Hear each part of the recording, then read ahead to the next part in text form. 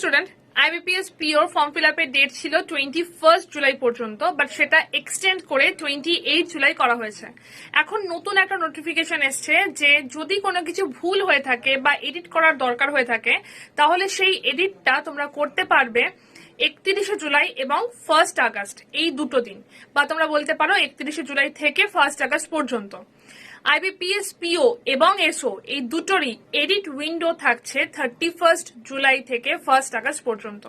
তাই যেটুকু ভুল যদি কিছু হয়ে থাকে তাহলে সেটাকে এডিট করে নিও, হাতে একদমই সময় নেই।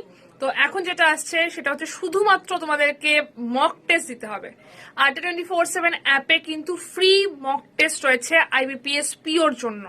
যারা যারা আইবিপিএস পিও পরীক্ষাটা দেবে, আড্ডা 24/7 এর অ্যাপটাকে ডাউনলোড করো, এখানে ফ্রি মক যেগুলো রয়েছে প্রত্যেকটা ফ্রি মককে অ্যাভেল করো। Best of luck student. IBPS pure form fill আপের ডেট ছিল 21 জুলাই পর্যন্ত, বাট সেটা এক্সটেন্ড করে 28 জুলাই করা হয়েছে।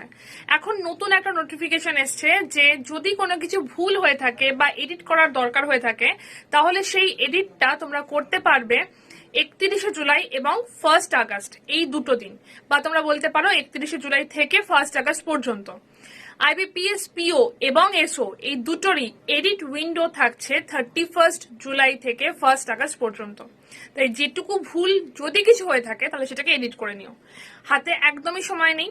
তো এখন যেটা আসছে সেটা হচ্ছে শুধুমাত্র তোমাদেরকে মক টেস্ট দিতে হবে। আড্ডা 24/7 অ্যাপে কিন্তু ফ্রি মক টেস্ট রয়েছে আইবিপিএস পিওর জন্য।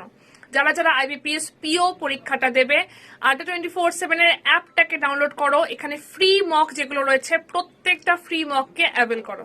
Best of luck.